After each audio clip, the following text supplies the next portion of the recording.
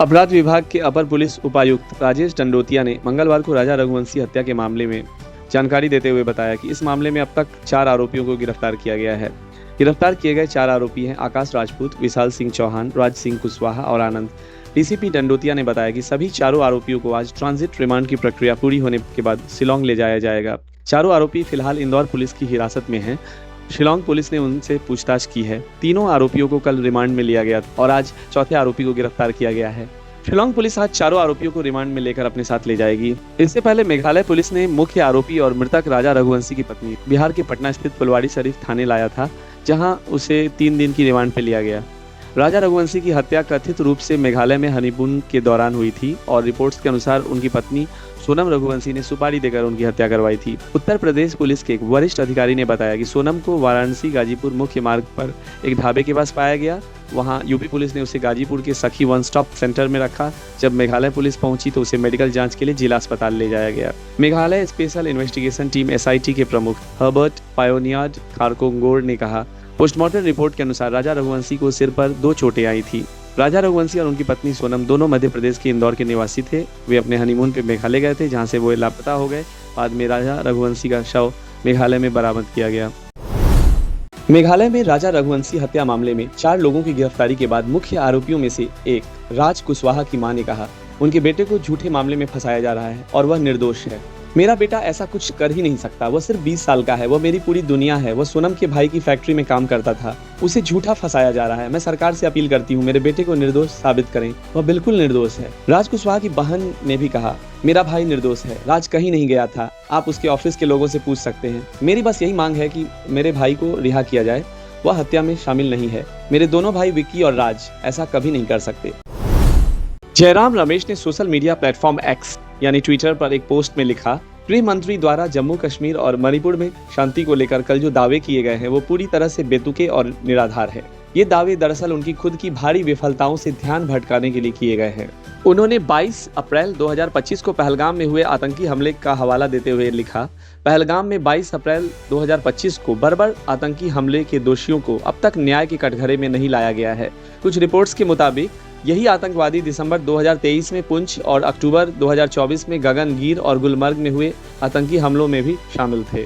मणिपुर की स्थिति को लेकर जयराम रमेश ने कहा, मणिपुर अब भी चल रहा है। राष्ट्रपति शासन पूरी तरह से विफल साबित हुआ है। राज्य में कानून व्यवस्था की स्थिति बेहद खराब है।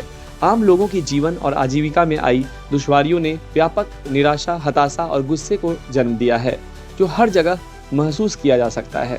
रमेश ने अमित शाह के कार्यकाल पर सीधा हमला बोलते हुए कहा, केंद्रीय गृह मंत्री न तो पहलगाम के आतंकियों को सजा दिला सके हैं, न ही मणिपुर में सामान्य स्थिति बहाल कर सके हैं। फिर भी ये दोनों राज्यों में अपनी कथित उपलब्धियों का ढोल पीटते रहते हैं। स्वतंत्र भारत के इतिहास में शायद ही कोई ऐसा गृह मंत्री रहा हो जिसका पूरा कार्यकाल अधिकतम डींगे हाँकने और न्यूनतम उपलब्धियों से भरा रहा हो। हाँ, अगर अपने बेटे के लिए किए गए कामों को उपलब्धि माना जाए तो वह एक अलग। सूरत में 23 वर्षीय फैशन मॉडल अंजलि अल्पेश वर्मोरा ने आत्महत्या कर ली। वह पिछले कई वर्षों से फ्रीलांस मॉडलिंग कर रही थी और कई स्टूडियो व टेक्सटाइल्स प्रोजेक्ट्स में जुड़ी हुई थी। पुलिस के अनुसार उनकी शादी की योजना इस साल की थी, लेकिन मंगेतर की मां के निधन के बाद शादी अगले साल तक टाल दी गई थी। घटना से पहले अंजलि ने कुछ भावुक सोशल मीडिया स्टेटस साझा किए थे, लेकिन किसी का नाम नहीं लिया। उन्होंने आखिरी बार अपने मंगेतर को कॉल करने की कोशिश की, लेकिन उनसे संपर्क नहीं हो पाया। मंगेतर ने बताया कि अंजलि तनाव में नहीं दिख रही थी। जांच जारी है और पुलिस मामले की गहराई से जांच कर रही है। नेशनल कॉन्फ्रेंस प्रमुख और पूर्व मुख्यमंत्री फारूक अब्दुल्ला ने श्रीनगर से कटरा तक वंदे भारत ट्रेन की यात्रा करने के दौरान कहा, यह ट्रेन जम्मू कश्मीर के लोगों के लिए सबसे बड़ा तोहफा है। उन्होंने कहा, जब ट्रेन ने चिनाब पुल पार किया तो मेरी आंखों में आंसू आ गए। चिनाब रेल पुल, जो दुनिया का सबसे ऊंचा रेलवे आर्च ब्रिज है, उसकी ऊंचाई 359 मीटर ऊंची है। राष्ट्रीय जनता दल आरजेडी प्रमुख और बिहार के पूर्व मुख्यमंत्री लालू प्रसाद यादव ने मुख्यमंत्री नीतीश कुमार और बीजेपी पर तीखा हमला बोला है। उन्होंने कहा कि नीतीश के शासनकाल में 65,000 से ज्यादा हत्याएं हुई हैं, जो सरकारी आंकड़ों पर आधारित है। लालू ने सोशल मीडिया प्लेटफॉर्म एक्स पर लिखा, क्या नीतीश को पता है उनके शासन में 65,000 लोगों की हत्या हो चुकी है? उन्होंने दिन दहाड़े घरों में घुसकर हो रही हत्याओं पर सवाल उठाते हुए कहा, नीतीश बताएं कि शाम 5 बजे से पहले कितनी हत्याएं घर में घुसकर हो रही हैं। लालू ने कहा कि नीतीश बीजेपी ने सिर्फ कानून व्यवस्था को नहीं बिगाड़ा, बल्कि उसका दाह संस्कार कर दिया है। तेजस्वी यादव ने भी नीतीश सरकार पर हमला करते हुए कहा, राज्य में अपराधी बेलगाम हैं, स्वास्थ्य व्यवस्था चरमरा गई है और सरकार सो रही है। उन्होंने वर्तमान स्थिति को महा जंगल राज करार दिया। यह बयानबाजी बिहार में 2025 के विधानसभा चुनाव के पहले सियासी गर्मी को बढ़ा रही है। चुनाव की तारीखों की अभी तक आधिकारिक घोषणा नहीं हुई है, लेकिन चुनाव अक्टूबर या नवंबर 2025 में होने की संभावना है। कैलिफोर्निया के गवर्नर गेविन न्यूसम और अमेरिकी राष्ट्रपति डोनाल्ड ट्रंप के बीच विवाद चरम पर पहुंच गया है। मामला तब भड़का जब ट्रंप ने गेविन न्यूसम की गिरफ्तारी का समर्थन किया। बिना अनुमति लॉस एंजल्स में 700 मरीन तैनात कर दिए। विवाद की मुख्य वजहें ये हैं, ICE immigration and customs enforcement छापों के बाद लॉस एंजल्स में हिंसक प्रदर्शन हुए, जिसमें 44 लोगों को हिरासत में लिया गया, जिनमें नाबालिग भी शामिल थे। ट्रंप ने न्यूसम पर फेडरल इमिग्रेशन कार्रवाई में बाधा डालने का आरोप लगाया। ट्रंप ने कहा, अगर मैं बॉर्डर अधिकारी टॉम होमन होता तो न्यूसम को गिरफ्तार कर लेता। व्हाइट हाउस ने पुष्टि की कि ट्रंप इस गिरफ्तारी की धमकी को गंभीरता से ले रहे हैं। न्यूसम ने इसे तानाशाही सोच बताया और कहा, एक राष्ट्रपति अपने राजनीतिक विरोधी और राज्य के मौजूदा गवर्नर को गिरफ्तार करने की धमकी दे रहा है। यह एक तानाशाही शासन का संकेत है। उन्होंने मरीन की तैनाती को अमेरिका विरोधी करार दिया और कहा कि इससे नागरिकों की जान जोखिम में पड़ी। न्यूसम बोले, वह क्षण जब एक राष्ट्रपति सार्वजनिक रूप से मेरी गिरफ्तारी की बात करता है, वह लोकतंत्र के लिए खतरनाक मोड़ है। पूर्व भारतीय कप्तान महेंद्र सिंह धोनी को आधिकारिक रूप से आईसीसी हॉल ऑफ फेम में शामिल किया गया है। लंदन के प्रसिद्ध एबे रोड स्टूडियो में आयोजित एक समारोह में उन्हें यह सम्मान दिया गया। धोनी इस प्रतिष्ठित सूची में शामिल होने वाले 11वें भारतीय खिलाड़ी बने हैं।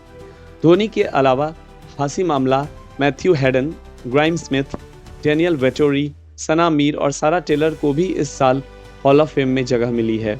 धोनी ने अपनी प्रतिक्रिया में कहा, आईसीसी हॉल ऑफ फेम में नामित होना एक सम्मान की बात है, जो दुनिया भर के विभिन्न युगों के क्रिकेटरों के योगदान को मान्यता देता है। इतने महान खिलाड़ियों के साथ मेरा नाम जुड़ना मेरे लिए गर्व की बात है। आपको बता दें, धोनी दुनिया के इकलौते कप्तान हैं जिन्होंने तीनों आईसीसी सफेद गेंद tournament 2020 world cup 2007, ODI world cup 2011, champions trophy 2013 जीता है। उन्होंने आईपीएल में चेन्नई सुपर किंग्स के लिए मैथ्यू हेडन के साथ ड्रेसिंग रूम भी साझा किया था। आईसीसी चेयरमैन जय शाह ने कहा कि हॉल ऑफ फेम उन महान खिलाड़ियों को सम्मानित करता है जिनकी उपलब्धियों ने क्रिकेट को नई ऊंचाइयों तक पहुंचाया। आइए जानते हैं ICC cricket hall of fame के बारे में। ICC cricket hall of fame समूह या सूची है जिसका उद्देश्य क्रिकेट के इतिहास से दिग्गज खिलाड़ियों की उपलब्धियों को पहचान कर उन्हें सम्मानित करना है। यह समूह अंतर्राष्ट्रीय क्रिकेट परिषद आईसीसी ने federation of international cricketers association के सहयोग से शुरू किया है। शुरुआत में इसमें 55 खिलाड़ी शामिल थे। आईसीसी अवार्ड्स समारोह के दौरान प्रत्येक वर्ष आगे के सदस्यों को जोड़ा जाता है। शुरू की सूची में डब्ल्यू.जी. ग्रेस, जो 1899 में रिटायर हुए थे, और ग्राहम गुच जैसे खिलाड़ी मौजूद थे, जिन्होंने 1995 में आखिरी टेस्ट खेला था। अन्य देशों के खिलाड़ियों की तुलना में हॉल ऑफ फेम में अधिक अंग्रेज खिलाड़ी हैं। बैरी रिचर्ड्स ने अपने कैरियर के दौरान केवल 4 टेस्ट खेले, जो कि सबसे कम आंकड़ा रहा, जबकि जुलाई 2019 में शामिल भारतीय सचिन तेंदुलकर ने 200 के साथ सबसे ज्यादा अधिक टेस्ट खेला है। हॉल ऑफ फेम में 9 महिलाएं खिलाड़ी भी शामिल हैं। जीवित खिलाड़ी को पुरस्कृत करते हुए याद के रूप में एक कैप दी जाती है। ऑस्ट्रेलियाई रोड मार्श इसे प्राप्त करने वाले पहले सदस्य थे। हॉल ऑफ फेम के सदस्य भविष्य में शामिल होने वाले सदस्यों का चयन करने में सहायता करते हैं। हॉल ऑफ फेम में शामिल 103 खिलाड़ियों में से 79 इंग्लैंड, ऑस्ट्रेलिया और वेस्ट इंडीज से हैं, जबकि अन्य 24 खिलाड़ी शेष टेस्ट खेलने वाले देशों भारत, न्यूजीलैंड, पाकिस्तान, दक्षिण अफ्रीका, श्रीलंका और जिम्बाब्वे से हैं। तमिलनाडु के युवा टॉप ऑर्डर बल्लेबाज बी साई सुदर्शन पर अब सबकी निगाहें टिकी है, क्योंकि इंग्लैंड के खिलाफ 20 जून से हेडिंग्ले में शुरू हो रही एंडरसन तेंदुलकर ट्रॉफी के पहले टेस्ट की तैयारियां जोरों पर हैं। 23 वर्षीय सुदर्शन भारत की टेस्ट टीम में नंबर 3 स्थान के लिए प्रमुख दावेदार माने जा रहे हैं। यह वही जगह है जिसे कवि चेतेश्वर पुजारा ने अपनी ठोस बल्लेबाजी से मजबूत किया था।